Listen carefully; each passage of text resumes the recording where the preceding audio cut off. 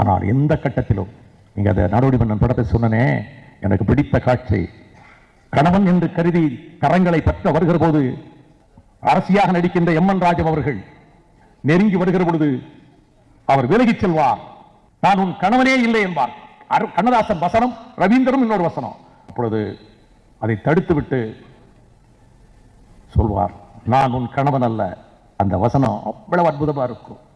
பார் தங்கையே, மன்னனாக நீ நினைத்துக் கொண்டிருக்கிறாயே பார் என்று முதுகிலே விழுந்த சவுக்கடிகளை காட்டுவார்.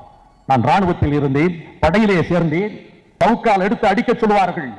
அவர்களை தாவி அணைக்க இயங்கும் என் உள்ளம். பார் சகோதரி பார், உழுவார்கள், விதைப்பார்கள், அறுப்பார்கள், சுமப்பார்கள், உண்ண மட்டும் உணவின்றி தவிப்பார்கள். காடு சுற்றுவார்கள், கலப்பை பிடிப்பார்கள், உழுவார்கள், விதைப்பார்கள், அறுப்பார்கள், சுமப்பார்கள். கூட்டத்திலே நானும் ஒருவன். படையிலிருந்து விலகினேன், புரட்சி கூட்டத்திலே புகுந்தேன்.